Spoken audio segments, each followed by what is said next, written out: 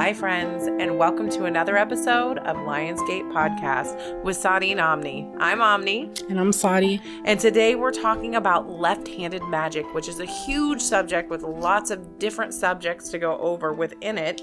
But first, as always, we're going to go over our questions of the weeks.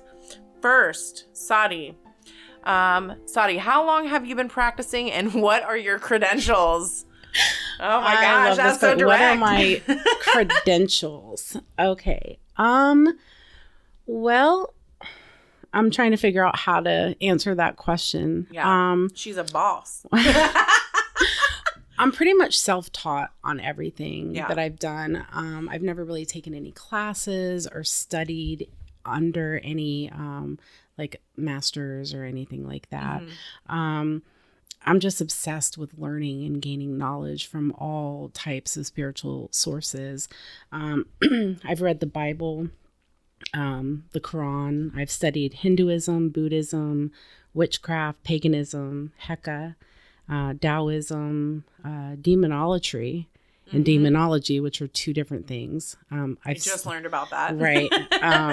And that's a big one. Satanism. I've researched a lot about hoodoo and voodoo, and the list goes on and on. I've also taught myself how to astral project and lucid dream and things like that. So I've gained a lot of my knowledge from spirit. Yeah.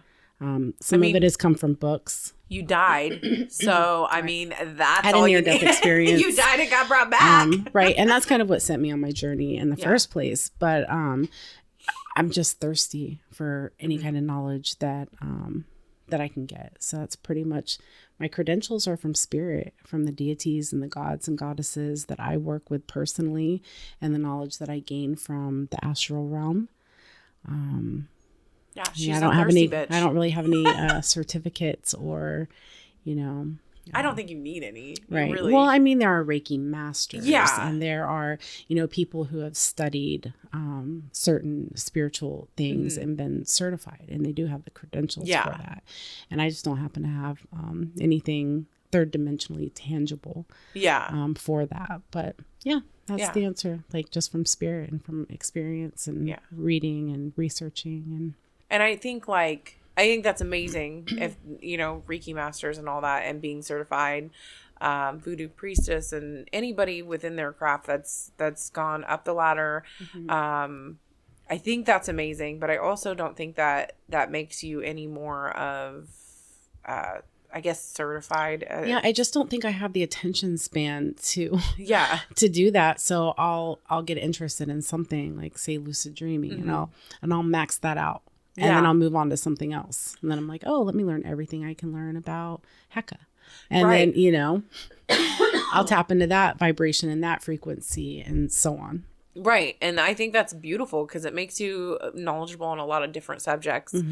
And I don't think you have to be hyper knowledgeable or know it all about any one subject. And I really feel like nobody can really know it all because the more I learn, the more I know that I don't know shit. Yeah. Right.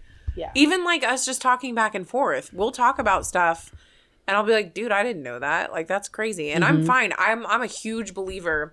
So I always talk about I have ADHD brain or whatever. And I always talk about that because growing up, it's like I had to learn the hard way. I would rather ask the stupid question and know the answer than pretend that I know the answer and be the stupid person. Not that I'm calling anyone stupid, but you know what I mean? There is no stupid questions. If you don't know something, say it. Right. Well, I didn't really have anybody to go to for any of those answers. So I couldn't ask anybody. So I would have to, tap into my higher self and my inner strength and then just start studying and learning and trying to master that within myself. So yeah. And I think for me, I'm just like, I reach out to everyone. I'm like, dude, this happened to me.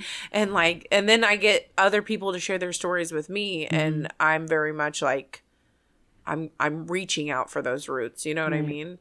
And I mean, my mom was a good rock to have growing up. But I mean, when I started getting back into, touching with my spiritual path, reaching out to people. Right. But I think like for me, like being a master of anything is kind of boring Yeah. to me. Well, unless you're a I give masturbator, that's fun. If you're doing it right. Right. Which, I mean, I give credit. I give credit to people that they devote their entire life to one subject or one practice, one spiritual practice. God bless you. You know how much Adderall that would take for me? but for me, I'm like, oh, okay, I learned that. Moving on. Yeah. Like, now what's next? Mm-hmm. Like, I read the Bible, and my brother is a minister, and he was like, well, you just can't read the Bible. I didn't know your brother was a minister. That's crazy. I was like, it's a fucking book. Yeah. I read books all the time. I can read the fucking Bible. Yeah. And he's like, well, if you need any, tips or you said it advice like that. Or I can read the motherfucking Bible. I can read the Bible, it's a book. So, and he was like, if you need any like advice or whatever. And I'm like, no, this is between me and God right now, because if I'm going to read the Bible, I don't want anybody else giving me their interpretation of it. And that's how I deal with everything that I do.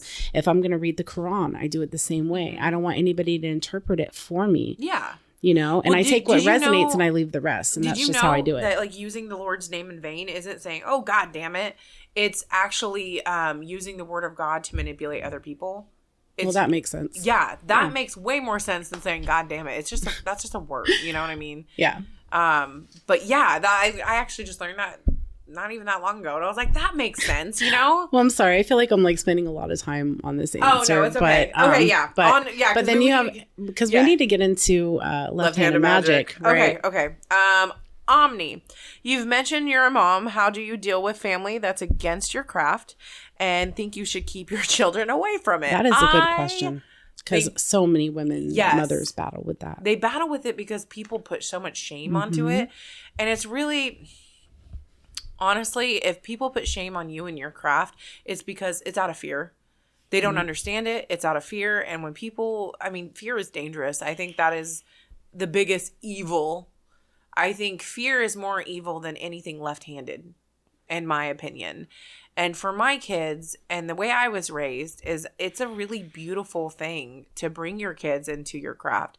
Like, we went camping, and I had a wish ceremony with the kids during Lionsgate, funny enough.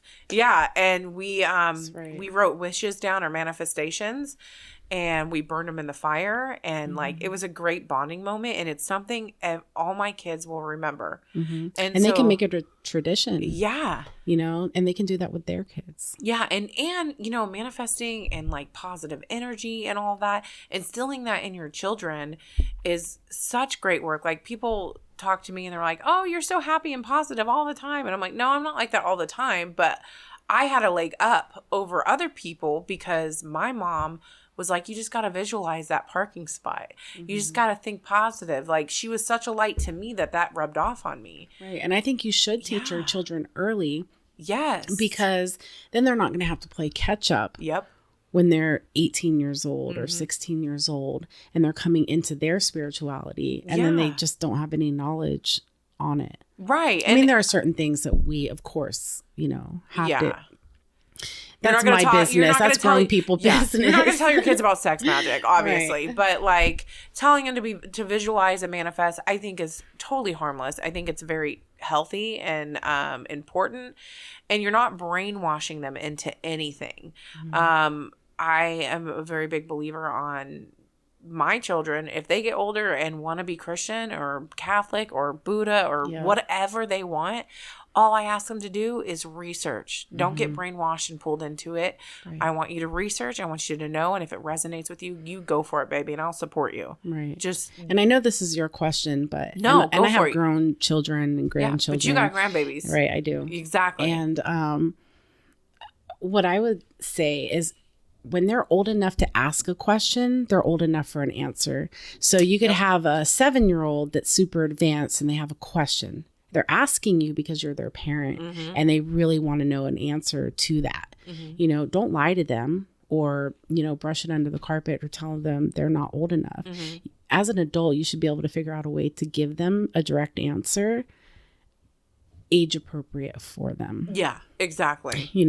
Or they might not ask that question until they're 12. It all depends on the child. Right. But I feel like if they're old enough to ask a question, they're old enough to get an answer. Yeah. And that's how I base it. I don't really base it on 9 or at 12 you can tell them this, or at 15 they're able to know that. I think it's individual to the child. My kid's asking if Santa Claus is real, and I'm just like, I never want to lie to him, but I also don't want to be I also am like, I also don't want to be that parent that like Santa Claus isn't real. And then I was mad when I found out my dad lied to me. That was like my first lie that I ever remember. Like my dad was always honest with me and I trusted him about everything. And then I found out Santa wasn't real and he admitted it. And I was like, you're a fucking liar. Like, oh my God. Yeah, like, how could you lie to me? Yeah. So, the way I do it until they're like, until they're able to question it. Hey, is Santa really real? Well, he was based on a real person. Right. It was but then by the time Nick, the second and third kid come, like they already know because the older ones are like, don't believe mom. She's full of shit. There's no little shits. Right. They be telling. They snitch. Okay, so we're going to start off Left-Handed Magic with a definition from Wikipedia because why not? Mm-hmm. Because all y'all are going to probably look that up anyways if you don't know what left-handed magic is. In Western esoteric beliefs, left-handed and right-hand path are the difference between two opposing approaches to magic. Say that 3 times fast. This terminology is used in various groups involved in the occult and ceremonial magic. In definitions, the left hand is equated with malicious black magic or black shamanism, while right-hand path is benevolent white magic. Other occultists have criticized this definition, believing left hand refers merely to different kinds of working and does not necessarily mean good or bad magic, which I totally believe. The difference between the two are desired outcomes of the right to be beside God and to serve him, while the left is self deification and bow to no one. Which I was actually surprised that Wikipedia was so on point with that. What do you think? Right. Yeah, it was pretty on point with that. Yeah. But my belief in left-hand magic is pretty much it's just I feel like it's such a broad spectrum, it really is. There's so many different variations and understandings of it. There's chaos magic, there's cursing, which we've gone over. There's so much to it, deities and whatnot. I just found out like in our demonology book, and I didn't know this, they call demons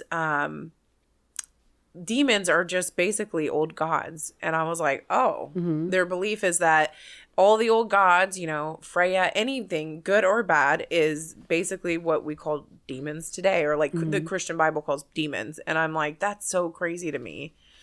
I had no idea about that. And so it was pretty interesting. I didn't resonate with a lot of that book, but it was interesting to find out about it. So like any occult practices, they believe in, they have the ability to manipulate natural laws for personal benefit. Yeah. Right. And that's like you said, that's a really broad spectrum.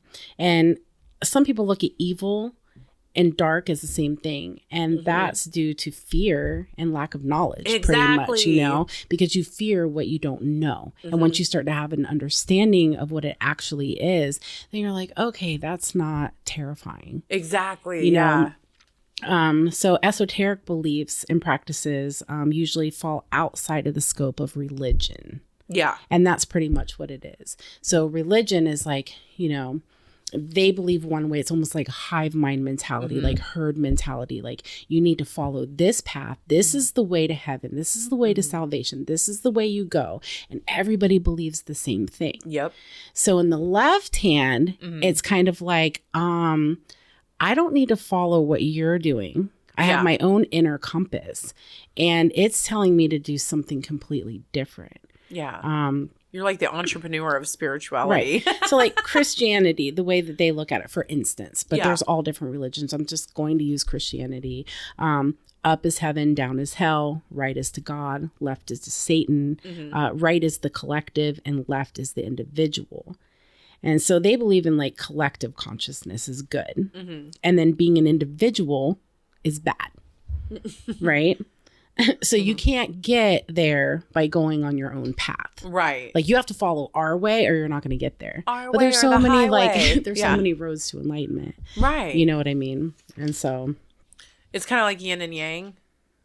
Kind of like it's the philosophical concept that describes opposite forces, which are like interconnected. The universe like creates itself out of primary chaos and like momentary energy, you know. mm-hmm. It kind of reminds me, I don't know, like you can't have one without the other. It's funny. I love the yin and yang because you have a little bit of light in the dark and a little bit of dark in the light, and like the dark matter is the fabric of the universe, right? You know, like I don't. Right. It's the energy that brings life. It's a creative force. Exactly. Pretty much. And so, like, I believe that darkness existed before creation. Yeah, like the Big Bang. Right. So even in the Bible, it says, in the beginning, God created heaven and earth, and the universe was without form and void. And then God said, let there be light. Mm-hmm. He said, let there be light. Mm-hmm. There was a vibration. He was using his voice to command light. So what I'm imagining is there was darkness, there was dark matter, mm-hmm. and then there was vibration, and then there was light, and then there was creation. Right. So, and even if you look at it, it's like you plant a seed in the ground. Yep. Right? There's darkness there. The womb is dark. Yep. And, you know, a man uses his sperm to go into the darkness and create life. Yeah. You know, if you just kind of like... If you want to know God, I think you should just look around you. Look at the universe. Look down to the smallest microscopic atom. Yep. And then see how that relates to the entire cosmos, to the entire universe. Mm-hmm. The universe repeats itself in patterns. It does. Right? Oh my God. So I heard a story about shrimp. And it kind of like, I know that sounds weird, but it kind of like connects to what I'm talking about. They're adorable. So little cockroaches of the sea. They really are. Ever since I heard that, I can't even eat shrimp anymore. They're just pooping them. I can't. I think I was a mermaid in my past life because I can't eat seafood at all. Yeah, but if you were a mermaid, that's all you would have ate was seafood. Oh, exactly. So you just got tired of it? Yeah, I'm tired of it. So I heard I can't remember what kind of shrimp it was, but they're in the darkest parts of the ocean, and they like snap their claws and they make bubbles. So as soon as they snap, a bubble forms, right? And then when the bubbles pop, it makes a loud snap, and there's a small flash of light. It's like a little sonic shock. That's wave so cool. That goes through, and it's supposed to be to like kill their prey or like stun their prey or something like that. Oh, really? Yeah. So they like send out this little like sonic shock wave. I thought shrimp ate and it's like kill their prey. Well, I guess these are different kind of shrimp. They're like in the really dark parts of the ocean and stuff like that. They have like a certain name, but I can't remember it off the top of my shrimp. head. That's what I'm calling them. Right. But the thing is science doesn't know how they're doing that. Mm-hmm. You know, how are they making this bubble? And then when it pops, it creates light in the darkest parts of the ocean. That's crazy. It's through vibration. Yeah. So it kind of ties back into the story. God said, let there be light. And there there's was light. Right? It was a vibration. That Shrimps caused are that. little gods. And they've reenacted it in the labs. That's so cool. They've used vibration to create light. Yeah. So it's kind of like when religion meets science. That's the fucking that is my sweet favorite spot. Like that's my the favorite. G-spot right there. Yeah, the G-spot, you know? the magical G-spot is, when science, when they come together, because that is my favorite. I know, I read this moon book, and it's talking about the moon and how I know this doesn't have to do with chaos magic or left-handed, but real quick, scientific, like magic is energy that science hasn't proven yet. Like, I believe that through and through. That is my mantra, because like the moon, how far we are away affects like the shoreline and the tides, and we are made of water as people, and so you don't think the moon like affects us. Like, it's scientifically proven, you know? So it's just, I think that's beautiful. I love when science backs up like what we're talking about and which practices in magic. And so I don't know, I don't think it's just me. Like, I think we can assume that there was darkness before light. Yeah. It makes sense. Logically. And darkness is just controlled chaos, right? It brings forth life. So I believe that the earth originally was created as a spiritual dimension in higher dimensions. Yeah. And then it fell into the third dimension. That's a cool theory. Right. And then We're matter. Yeah. Right. And that's the third dimension. And anything above that is astral. So the fourth, fifth, sixth, seventh dimension. That's right. That's so cool. But dark energy transforms things, like esoteric, like left-hand path, or, you know, you can call it the crooked path, or, you know, dark, or what did they call it? Black shamanistic or something like that. I mean, there's like a lot of different words for it, but darkness just grows things. Yeah, you know, and that's how I look at it. You put a seed in the ground and in the darkness, and it grows. Yeah, and we grow in darkness. Yeah, we do. And like, okay, and we're like, birthed into the light. Yeah, and we don't realize, you know, it's a lot of our dark times that make us grow the most. You know? Oh, that's true too. Yeah. Like, you know, when people, what pushed me into my spiritual path so violently was, you know, going through a divorce and finding myself. And I don't feel like people really find themselves as well as they do when they go through something, you know, they go through something dark. So, I mean, it's kind of like rebirth, kind of like a really butterfly, you know, a caterpillar goes into a cocoon. And talking about chaos magic. I mean, look at the chaos that, exactly what you're talking about. Yeah. Like the caterpillar and the butterfly. I know. I just keep thinking. And they have to completely dissolve. Yeah. Isn't that the gross? Caterpillar to become the butterfly. It's beautiful. It is beautiful. It's chaos. Actually. And can you imagine the pain in like just completely dissolving? And how many times we do that? The more like spiritual birthing. You exactly. Yeah.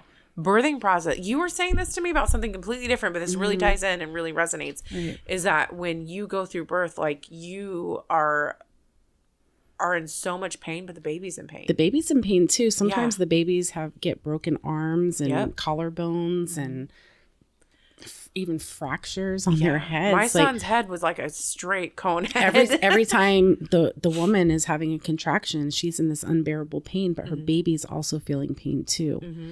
And so through it is like a transformation process. Yeah. You're portaling being from... Yeah. You got a portal between your legs. That's why I don't let any man disrespect me.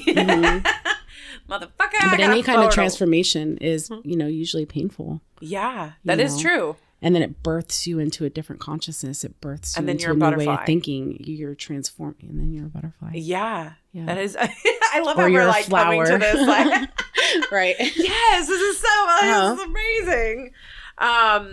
We were talking about plants for a second. Of course, I love plants.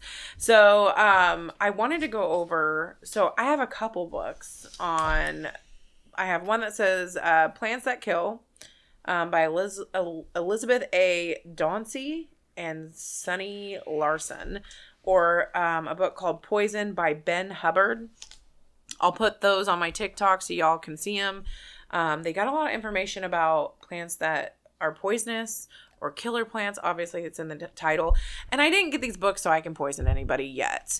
But you said yet. Yet. Wait, are you going to teach people how to poison people? Maybe. Okay. No. What are we doing? No, but I think you have to really learn both sides of the coin. Like, you how know, left are we going today? Yeah, like you have to learn. Yeah, I know. When you have a bad day, no, you have to learn both sides of the coin. You have to learn the yin and the yang, because, like we were talking about, like the darkness.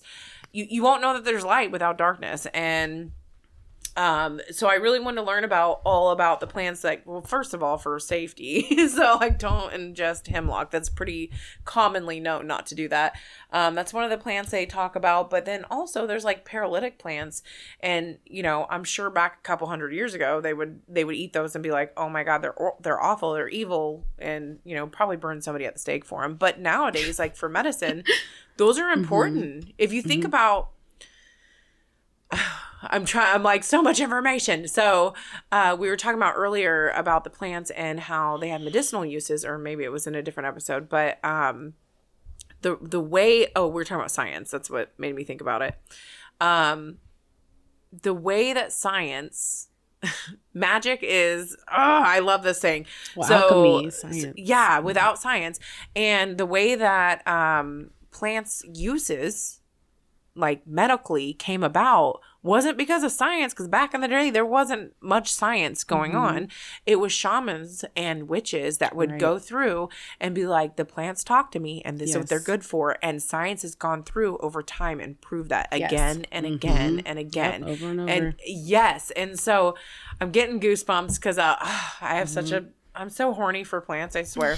But so you know, you look at like a plants that kill or plants that are scary. I mean, look at mushrooms.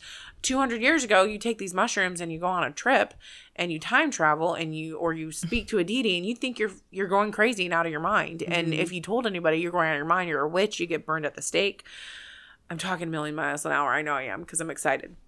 But nowadays, like really, you take, you know, a mushroom and there's some that are just tasty. There's others that you take and you have a really out of body experience, or you have like a real spiritual experience with, you know, a deity, your spirit guides, your higher self. Right. I just think it's so amazing because it's crazy how the same things can be used. Like there's like thousands of mushrooms. I don't know a whole bunch about mushrooms. I do not forage them because I don't know too much about them. I don't know enough about them to be safe. However, I think they're so fascinating. If you think about like alcohol, you know, as a bartender myself, a mixologist, like alcohol, we drink that and, you know, we get buzzed or we get blackout drunk. Well, yeah. So it's funny because in every episode we've had herbal teas as we're doing this episode. And tonight we're drinking beer. We are. So we're a little bit tipsy tonight. Just a little. It's but it kind of ties we're basic in. White bitches. So yeah. So when it comes to alcohol, it's actually an antidepressant or a depressant, not antidepressant. And when people have blackouts, it's really easy for demonic spirits to jump into your body because you're kind of like an open portal. I was actually at a concert last Halloween. And I had a few drinks, but I wasn't really drunk. Yeah. And we were on the second floor. And we could see everybody just dancing, and it was a whole vibe. Like it looked like people were just kind of like chanting and casting spells, and the way they were dancing and flowing was just like beautiful. And a guy came up to me and he kind of bumped into me and he spilt his beer on me, and I could tell he was like really fucked up. And he's in the middle of like talking to me. We're having like a conversation, and then he stopped. And I saw this dark shadow. And I've never seen anybody become possessed before. Oh my God. I saw this dark shadow come up beside him and go into his body. And at the exact same moment, he stopped mid-sentence. And his eyes shifted. His look completely changed. He's like, what was I talking about? Oh. And I was like, no. So I talked to him for a few more minutes because I was like, this is fucking interesting. Yeah, I was like, it's Sahdi, so of course she's not scared. So I feel like he was blackout drunk at that moment. And I just happened like to catch it at the right moment where I actually saw a spirit jump into his body.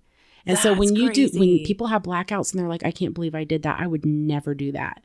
Well, maybe you had a spirit jump in you, and they have control. They have access to your recent memories and things like that. Right. So when they're in your body, they can kind of connect with like, oh, who your boyfriend is or who your friends are or whatever. Yeah. But you're like this completely different person. And there's a reason for that. That's crazy. Ooh. Left hand magic tonight, and we're drinking beer. So yeah, we are. Letting the spirits in. Yeah. We are not blackout. No, we are not. We are not, but we are white girl wasted on our way. Just a few. Well, I'm a lightweight, so I'm like, speak for yourself. Yeah, I was like, I'm a lightweight, so. But I don't even remember where we were. Oh, we were talking about. Yeah. Okay. So we were talking about alcohol and how alcohol is derived from certain plants that get you intoxicated. Like it is a poison. Like I laugh true. about it. It's a poison, and we all drink it willingly so that we feel some type of way. And if you drink too much, you get sick. I mean, I can't drink tequila to this day because I was young and stupid. I probably had. We've all had those moments. Oh, my like somebody God. has an alcohol out there that they just cannot drink because of. No, I had several demons probably gangbang me that night because I was gone. I was so gone. I can't drink. This was 19 years ago, and I can't drink tequila to this day. But when it comes to like, I don't know. So like, I was just thinking when it comes to like left hand magic, there's such like a broad spectrum on that. Like even shadow work can be considered left hand magic because you're trying to transmute or change your trauma into something better. Right. Right. Yeah, that makes sense. Because sometimes, and sometimes when you're doing shadow work, you get into some dark stuff just to get right. better. You have to go through the darkness to see the light. Yeah. Exactly. And then also, I'm really into like Hinduism and stuff like that. Like I've studied it for years. And usually the feminine is depicted by the left hand. Yeah. And the gods the males are depicted as the right hand. They're usually connected to like the sun, and the women are connected to the moon. Yeah, that makes sense. Right. And so even if you look at like pictures of Buddhism and like Hindu paintings and stuff like that, the goddess is always placed on the left side of the male deity, or she sits on like his left lap. I never noticed right that. On the left side, or he has his arm like around her left side, or even That's like some very of them he's like grabbing her left boob. Like, right. Dirty man. Right. We like it. And so they say that the right is order and the left is disorder. Hell yeah. Have Right. you seen a woman? Like, we have to literally, you know what? That's probably why we're so good at multitasking. Right. Because we're chaotic. But I mean, one leads to unity and the other to disunity. Yeah. But they both lead to the same place, which is enlightenment. Right. Right. Yeah. So I feel like that's why I'm kind of more middle path.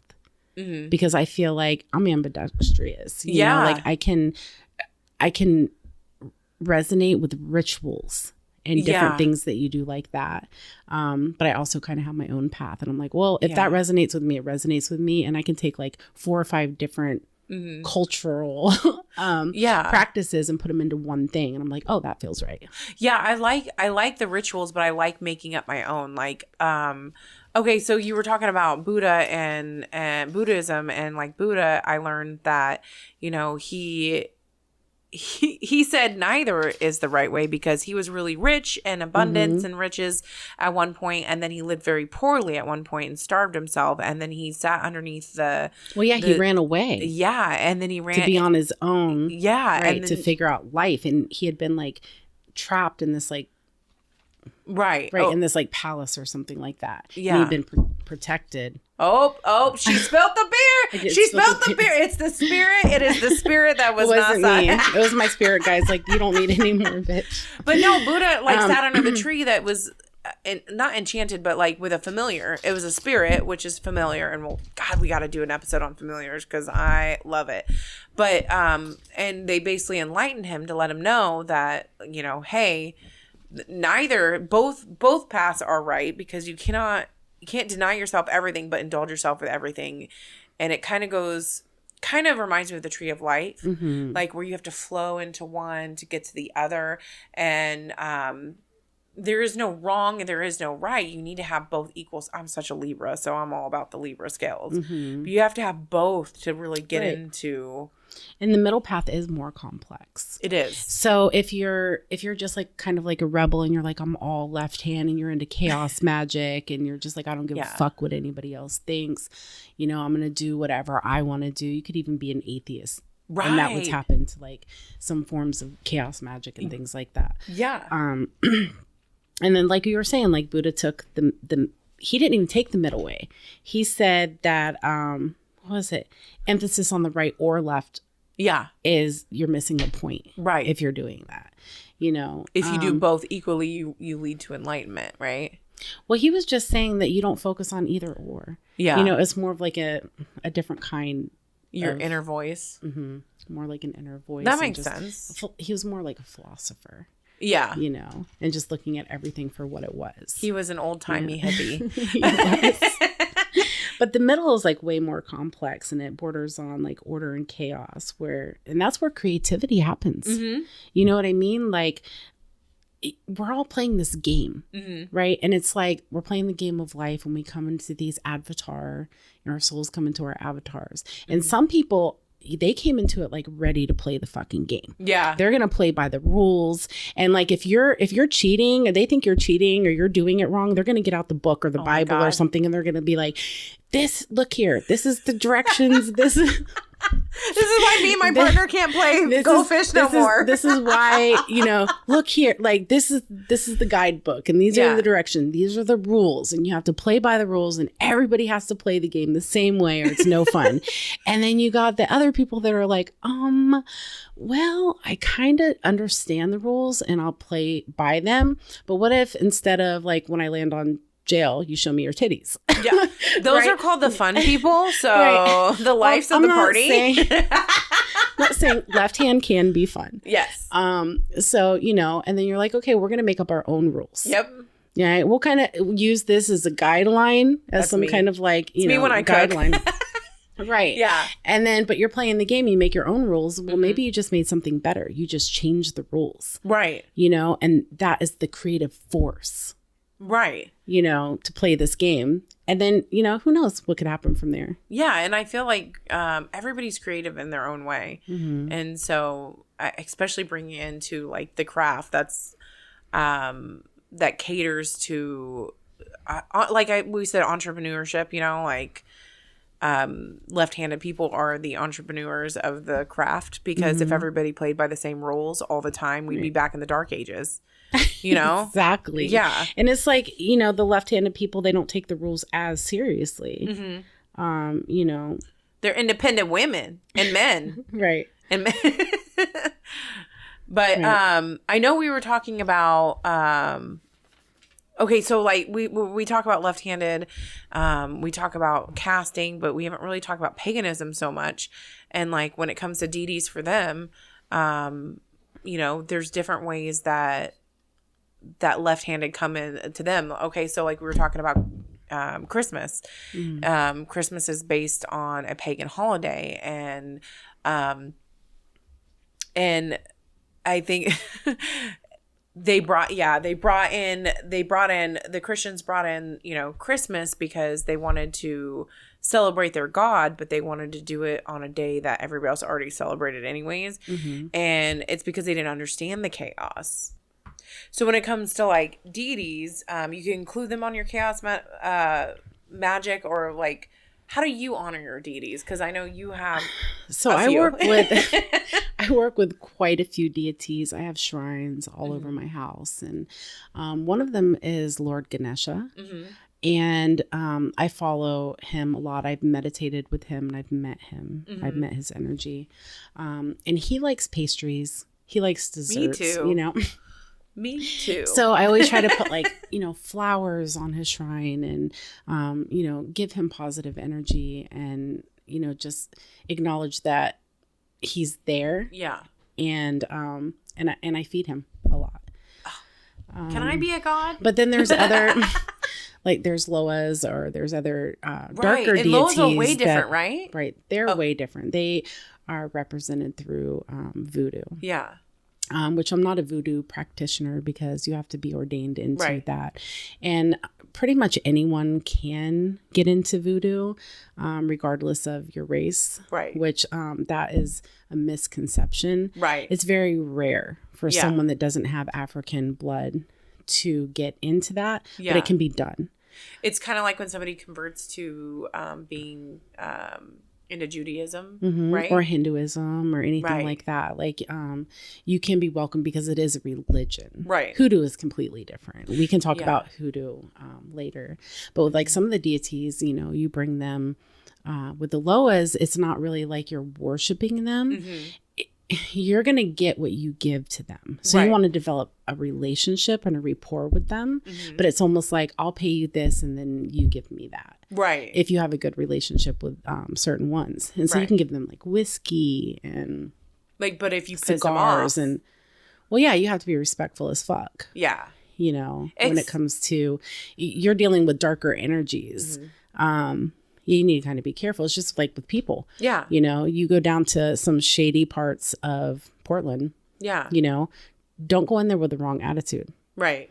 You know, because they will fuck you up. Yeah, I don't care from Chicago. what. If you go into the South Side, and then I mean, especially because this is rooted in race, you know, especially as a white person, and you don't have... Yeah, you have to come with something. Yeah. You can't just walk up to them and just be like, hey, can you do me this favor? With your privilege. Right, and with your privilege, right? Yeah. And then they're going to look at you like, first of all, who the fuck are you? Yeah. And Karen. Second of all, what do you have for me? Yeah, Right? exactly. What'd you Right, bring Becky? me? Yeah, Becky with the good hair. So yeah, like you have to come correct. And like every deity or Loa that I work with, I don't ask them for anything. I build a rapport with them so they know who I am. I give them offerings. And if I ever need them, they'll help me. Right. You know, we've already kind of made that deal. Yeah.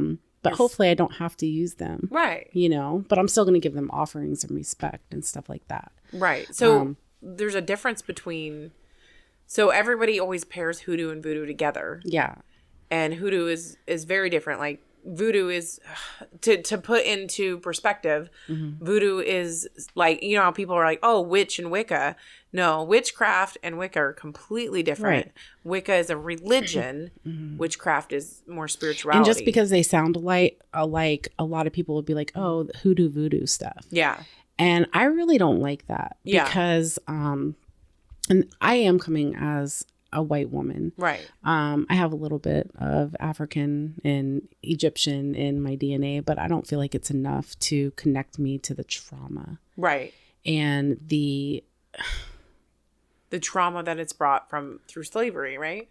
Right, through slavery. And so with hoodoo and voodoo, I've learned a lot about hoodoo. And I can research and I can gain knowledge from that, but I cannot practice that. Right. Because that came from slavery. Yeah. That came from trauma. That was something that was developed to protect from the horrible things that happened to these people and are still happening in today's day and age. Oh, yeah. You know what I mean? I mean, it isn't over yet. No, it's not. Yeah, it's by not. a long shot. I know. And then also hoodoo is, because I've also like read into it, and as a white woman, I don't practice, but I like to, I think with knowledge comes understanding. And like I said, lack of knowledge breeds fear. And especially when it comes to race, I mean, with anything, but especially with race. Right.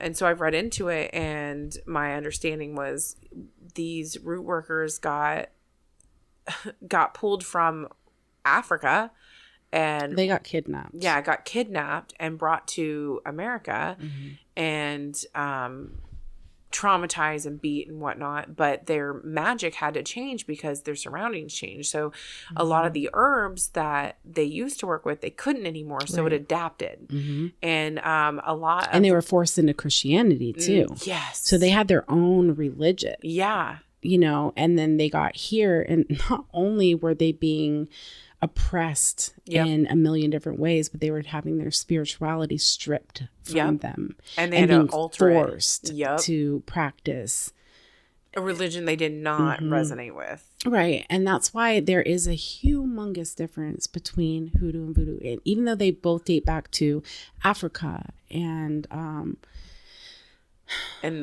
is a religion and the other one is a DNA, right? Like a practice within it's a culture. Practice, right? Within it's a cultural practice, right? So as a white woman, I can give thanks and credit. I can research and I can gain knowledge on hoodoo all I want to, but it's all about tapping into your ancestors, right? So if I don't have ancestors that are connected to that, if you're white, your ancestors were slave owners. Practice it. Yeah. You know what I mean? And that might be hard for some, people to understand that you can't do hoodoo. Yeah. If Tough shit. Yeah, sorry, that's one thing you can't have. Yeah. You know what I mean? Because your ancestors were slave owners. Get over it. Like, or even not, like when I did my DNA, like most of my DNA is like Russian and mine's from Europe. And Irish and stuff like that. And so when I date it back, I don't believe that really any of my ancestors were slave owners. I could be wrong, but I haven't found that. Right. But that's not the point. The point is I don't have any ancestors that were connected to the slave trade and to Africa and have that trauma in my family line. That is to heal ancestral trauma. Right. That's what hoodoo is for protection. Yeah. And it's still used for protection to this day. Right. For Black people. Well, and not only you know that, what I mean? So like, it's like, and a lot of people like, they don't understand. They're like, oh yeah. And they throw hoodoo around. And I'm like, and it's disrespectful. It's hella disrespectful. Yeah. And like, and that's where I'm coming from too. Like, you have to have knowledge. Yep. And it's not that it's racist. It's not racist like, oh, this is reverse racism and the Black people are saying white people can't join this group. And I'm like, you own every other group. You don't understand that you don't have trauma in that line. Yeah. So you can't do it. It wasn't just that, but like root workers had to take on a lot of practice of the Native Americans, and because they were forced into America. So the Native Americans, which are another another minority group that were horribly treated and enslaved and murdered and whatnot. And so there's trauma with that, and so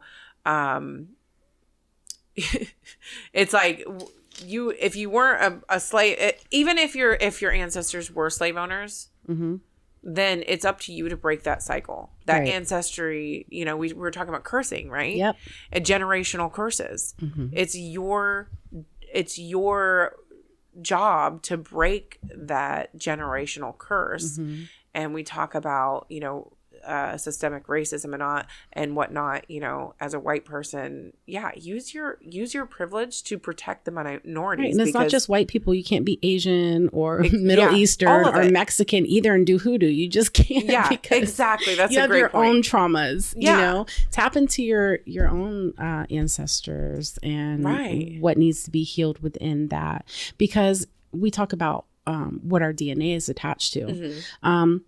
And some people are like, well, what if I was Black in a previous life? Or what if I was, it still doesn't matter because it's not attached to your DNA. No. But you can still do work with previous lifetimes and stuff like that. But in this lifetime, if your DNA doesn't connect, then you just can't do it. Right. That's all there is. Then you have, it's not really just simple. That you can't do it, it's that you have other shit to work on. But you can't, because you can't call on the ancestors. Yeah, no, I mean, you can't. Right. Let me make that clear. You cannot, but also, you also cannot because you have other shit to work on. If you were born a white person, you have other shit to work on. Right. Focus on your own shit. Karens. You have like a lot of ancestral trauma. It doesn't matter who you are. Yeah. You know, just because of like where we are in existence in this point in time. I was bringing up how I know a lot of their root work and stuff got we're talking about hoodoo. Root work got changed when they got moved to America. So there is a lot of ingredients, a lot of herbs and whatnot that is hoodoo. Now, it doesn't mean you can't use those herbs, but it does mean that you need to respect not religion, what would we call it? The tradition behind it. Exactly. Maybe? It's kind of like the Native American saging, like my mom's side of the family is Native. She is not part of like a tribe, but her ancestral tribe is out of Kentucky. And the way that saging was explained to me when I was little was that is a ceremony that Native Americans do. And they happen to use sage plant as a big part of that. And it's a sacred plant to the Native Americans. However, it does not mean that nobody else can use sage, but I would suggest growing it yourself or buying it ethically because, or just ask the herb if it's okay. Amen. Yeah. Because nobody can tell you that you can't use sage. And I understand where that comes from because it's just like with hoodoo. It's like, are you stealing that from me? But it's an herb that, you know, we might use in Wiccan or we might use in other practices. But it's a misconception. Like saging but it is. And then when you really get close to your herbs, you can ask your herbs, hey, is this okay for me to be using this right now? And they'll tell you. Yeah, but if you say, I'm going to go sage my house, you sound like an idiot. That's what my mom explained to me. She's like, no, you just sound stupid because saging is an actual ceremony. But smoke cleansing with sage is completely different because you don't know the ceremony because you're not Native American and you're not part of the tribe. Exactly. So just education is what we're preaching at you. Be educated and be respectful. Amen. Right.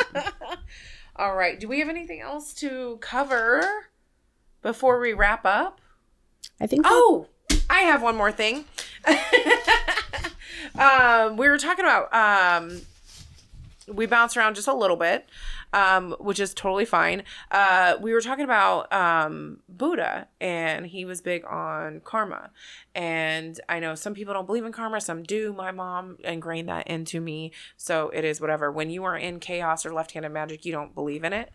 I'm middle of the road, so it's more complex, like we were talking about. I don't think, like, if you put something into this universe now, I don't think necessarily you'll get it back in this lifetime. I do think that builds onto you, you know, in the next life. It's like, okay, well, she was a good person and, you know, she's just had a shitty life. Well, you know what? Maybe she wasn't. Maybe she did some stuff in her last life that she needs to learn from. But really, what I like to do, so I'll tell this story and then we'll wrap up. But I have a friend and she works and her boss is just a horrible person, in my opinion. And I've been talking to her for a year and a half, like almost every day. And this boss just kind of tortures her. She gaslights her. She makes friends with all the other employees and she's just rotten to her. And finally, after hearing this, after months and months and months, and my friend is very sweet, very nice, like bought her roses for no reason, just to be like nice. And she's like, oh, you shouldn't have. And like left them on the counter to get like rotten in front of everybody and just really humiliates her. And I finally got to the point where it takes a lot for me to be like, first of all, I don't really ever hex for anybody else. I don't. I hardly hex for myself because, you know, I learned a hard lesson. However, I was like, give me this bitch's name. And I didn't necessarily do a hexing. I did a karmic spell, and I actually put it on her TikTok, but I didn't show her a picture. And maybe I'll go more in depth and post another TikTok about like the wording and stuff. But I really went with my gut on it, and it all had to do with karma because it was like, well, I want her to get what's coming to her. And so I had her picture. I used 3 knots. I used green candle. I used everything to do with karma. You know, I made that stuff potent, everything. And I basically called the universe to her to be like, look, this is what she's doing and karma needs to come to her. Fun fact, when 3 times 3 is like a big thing, you know, since I think the movie The Craft, and 3 times 3 was not meant like as a karma thing. It was meant to, if somebody is hexing you, you call on 3 times 3 to give it back to him threefold. It's a reversal spell. Because then it's supposed to teach him a lesson to not hex people or hex you or whatever. So it's like a karmic spell, a reversal spell, since we were talking about them. Since we've been talking about them. But anyway, so basically I did a karmic spell on her. And the next day my friend is like, my boss just went home sick. And I was like, oh, well, that means she was talking shit about you and she was not doing what she lives in a different country. So HR is way different. And I was like, that means she was talking bad about you. She's like, I can't thank you enough. Like, I owe you the world. I'm like, you don't owe me anything. She's getting what she deserves. And I'm hoping at the end of the day, because I'm middle of the road, that she learns a lesson. But if I was a chaos witch or left-handed, I'd be like, fuck that bitch. I will hex her and nothing will come back on me because I don't believe in karma. But I mean, the way that I think is when it comes to karma is that sometimes karma just takes its time and you might not even get to see it in this lifetime. That's what I'm saying. Like I've heard stories about like, I heard this one story where this guy ended up being falsely accused for raping and murdering somebody and he really didn't do it. Yeah. But his grandfather was a rapist and a murderer and never got caught there was accusations all over the place, but he just never got tried and convicted. And so it skipped a generation. And then this poor kid, like 19 years old, ends up getting mistaken for somebody else and spending like 5 years in prison for committing a crime that they ended up proving that he didn't even do. So sometimes karma really does take its time and just will like, they'll fuck with your kids, or they'll fuck with, it's generational curses, it is generational like curses and shit like that. Well, like so my ex, I don't see anything wrong with speeding the process of karma up just a little bit in certain cases. I use my judgment and my intuition, but there are some times when I'm like, I'll flip this over. Yeah, I didn't feel guilty like for Bruce. Yeah, for Bruce, we will all Bruce, do anything for Bruce. He's the sweetest ever. Okay, so we are going to wrap this episode up. You can join us next week where we talk about our past, our path, and our present.